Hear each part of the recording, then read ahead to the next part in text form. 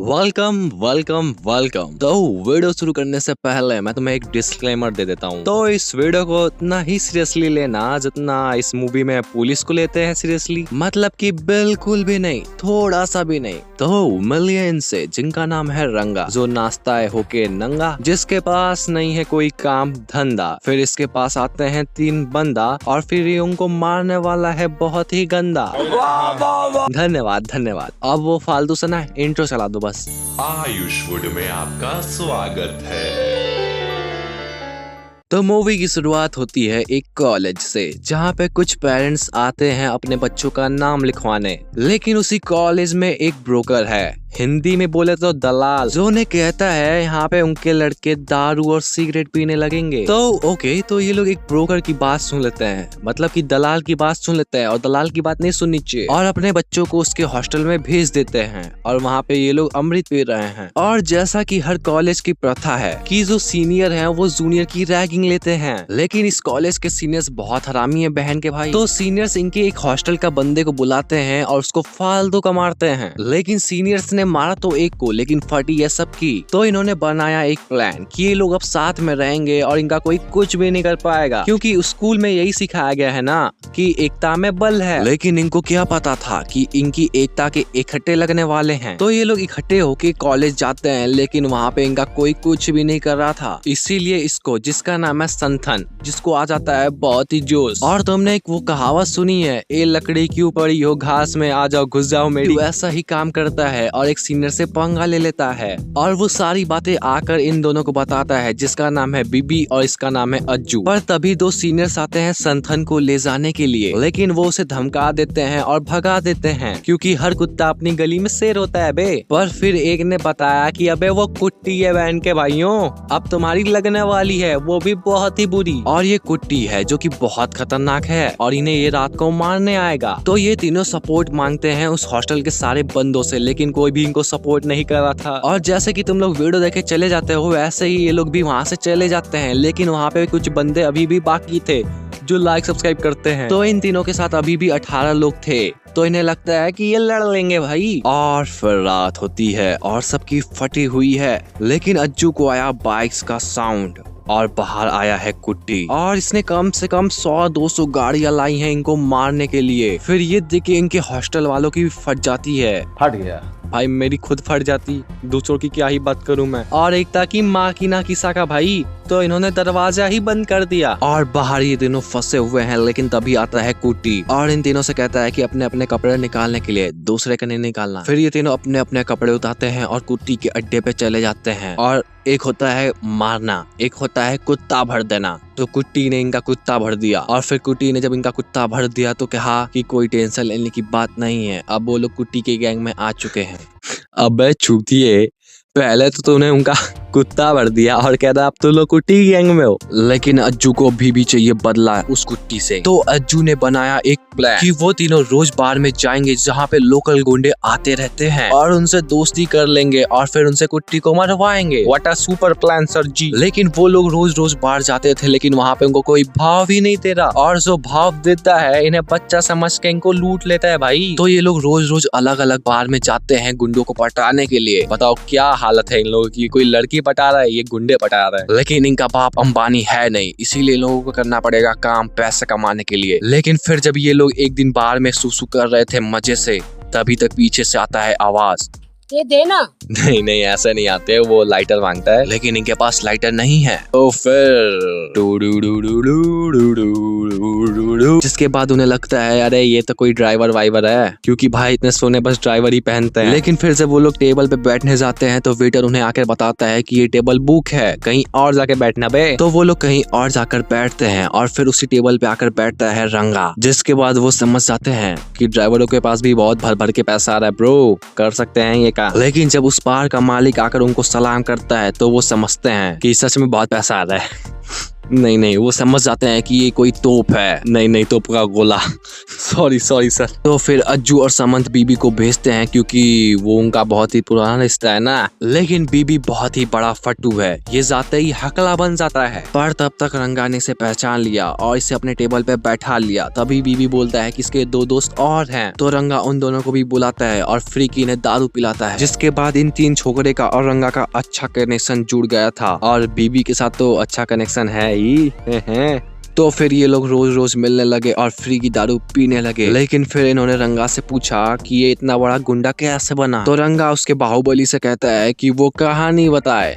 तो flashback time. पहले रंगा एक जूस की दुकान पे काम किया करता था क्योंकि उसे कॉलेज में पढ़ना था। लेकिन उसके मालिक ने सारे पैसे एक कंपनी के स्टॉक पे लगा दिए थे, जिसके बाद उस कंपनी को सॉलिड घाटा हुआ और रंगा फिर से जूस बेचने लगा। लेकिन तुमने एक कहावत तो सुनी ही होगी। तो तुमने सुनी है ना? मैंने नहीं सुनी है तो मैं नहीं सुना रहा। पर एक दिन उस कंपनी का स्टॉक 40 गुना बढ़ जाता है और रंगा अमीर हो गया। पर उसका मालिक फिर से वो सारे पैसे बेंगलोर की जमीन पे लगा देता है और फिर वो गरीब हो गया और फिर से जूस बेचने लगा। लेकिन फिर एक दिन उसके दुकान में कुछ गुंडे आते हैं गुंडई करने। तो रंगा ने उनका बैंड बजा दिया। जिसके बाद रेडी उन गुंडों का बॉस वो रंगा को देखता है और समझ जाता है ये कोई तोप है। नहीं तोप का गोला। और फिर उसे अपनी टीम में ले लेता है और रंगा अकेले 50-100 बंदों को तो मार ही देता है भाई। लेकिन ये तीनों देखने में चूते लगते हैं, है नहीं असली में, इसलिए नहीं मानते हैं। और मैं भी नहीं मानू भाई।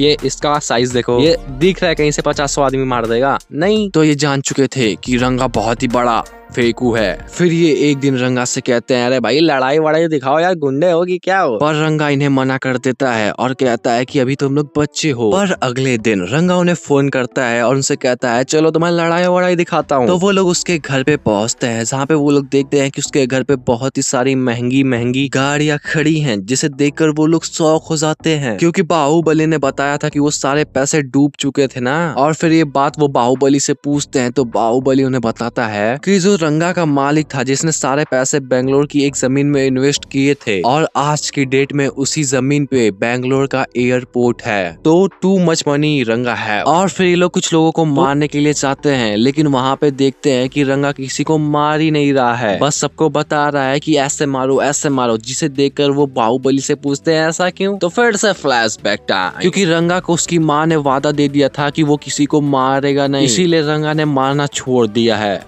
लेकिन वो मरवाना नहीं छोड़ा है, इसीलिए वो बस लोगों को मरवाता है, मारता नहीं है। Big brain. फिर ये तीनों बाहुबली से पूछते हैं कि उस जूस वाले मालिक का क्या हुआ था जिसने सारे पैसे इन्वेस्ट किए थे। तो फिर से फ्लैशबैक टाइम। तो जो जूस वाला मालिक था वो रंगा को मारने आया था क्योंकि उसे सारी प्रॉपर्टी चाहिए थी रंगा की। लेकिन रंगा जो नाचता है होके नंगा, वो उसे मार देता है और उसको किचन में दफना देता है और जो कुछ गुंडे थे उनको दीवार में दफना देता है और दीवार पे दफनाने के बाद उस पे रेड कलर का पेंट भी कर देता है। पर भाई ये देखने में चूतिया लगते हैं, है नहीं। और फिर बहुत सारा दारू पीने के बाद ये अपने हॉस्टल पे भी नहीं जा पाते हैं, इसीलिए रंगा इन्हें हॉस्टल लेके जाता है। लेकिन वहाँ का दलाल बोलता है कि यहाँ पे इज्जतदार लोग रहते हैं, रात को एंट्री। क्या भाई हो गया एंट्री। फिर सुबह होती है और ये तीनों किसी और रूम में सोए हुए थे। तभी इनको फोन आता है और वो फोन था रंगा का और ये घर भी उसी रंगा का ही था। और इस घर में किसी चीज की भी कमी नहीं थी, दारू सिगरेट मतलब कमी ही नहीं थी भाई इसकी, खाने की माँ की आंख। तो ये लोग डिसाइड करते हैं कि अब ये रंगा को वो बातें बताएंगे जिसलिए वो रंगा को पटाए थे, कुट्टी को पिटवाना। फिर ये लोग रंगा को बताते हैं कि कैसे कुट्टी ने इनका कुत्ता भर दिया था। जिसके बाद रंगा को गुस्सा आ जाता है और वो उसको मारने के लिए ढूंढने लगता है, लेकिन वो कहता है सुबह आने का कॉलेज में। तो सुबह होती है और रंगा उनके कॉलेज पे पहुंचता है कुछ 4-5 पंटर लेके। फिर बीबी कुट्टी को फोन करता है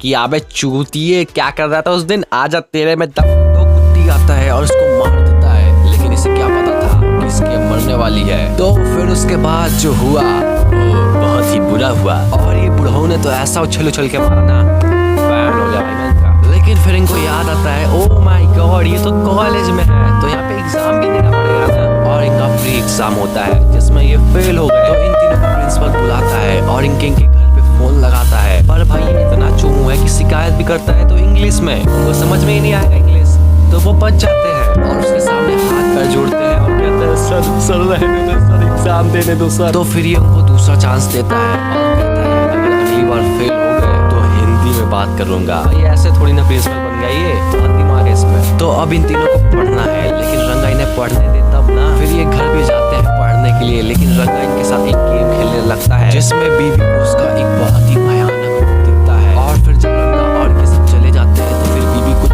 दीवार पे रगड़ने लगता है। फिर थोड़ी देर घिसते घिसते उसमें से रेड कलर का पेंट निकलता है, जिसे देख कर तीनों की फट गई। और फिर ये लोग दौड़ते दौड़ते कीचड़ की ओर जाते हैं और फिर पर्दा हटाते हैं और वहाँ पे था एक कब्र। इसका मतलब कि जो बाहुबली ने बताया था वो सारी बातें सच थी भाई। तो अब क्या करें?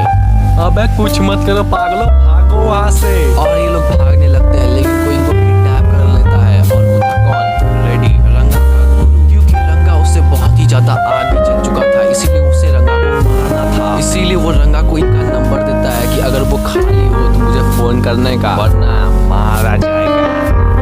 और फिर इन तीनों को वहां से जाने देता है क्योंकि इसकी रंगा से बहुत फटती है। जिसके बाद ये लोग सोचते हैं कि क्या करें, कहाँ जाएं। तो ये लोग अज्जू के एक दोस्त के हॉस्टल में जाकर रहने लगते हैं और वहीं पे पढ़ने लगते हैं। लेकिन वहाँ रंगा उनको पूरे शहर में खोज रहा है और उनको फोन लगा रहा है, लेकिन इन तीनों ने अपना मोबाइल स्विच ऑफ कर दिया है। और ऐसे ऐसे करते एक हफ्ते बीत जाते हैं, जिसके बाद ये सोचते हैं कि रंगा इन्हें भूल चुका होगा और ये अपना फोन स्विच ऑफ से हटाते हैं। और उसी समय रंगा का फोन आ जाता है, तो ये लोग फोन फिर से स्विच ऑफ कर रहे थे। और तभी बीबी को आता है जोश और वो फोन उठाकर सब कुछ बता देता है रंगा को और कहता है कि घर पे आओ, सारी बातें क्लियर कर लेते हैं। और रंगा के घर पे जाता है और मारने ही वाला था तब तक वो रुक जाता है और अपने सारे आदमियों को फोन करता है कि 1 घंटे में फटाफट इधर आओ। जिसके बाद वो लोग सोचते हैं कि रंगा इन्हें मार देगा, इसीलिए वो लोग रेड्डी को फोन करते हैं कि आ जाओ, यहाँ पे रंगा अकेला खड़ा है। लेकिन रेड्डी साला इतनी जल्दी आ जाता है और इसके आदमी अभी तक नहीं आए। तो फिर रंगा सोचता है कि ये लोग इसे मारने के लिए आए हैं, इसीलिए वो उनको कहता है कि बाहर मत आना। और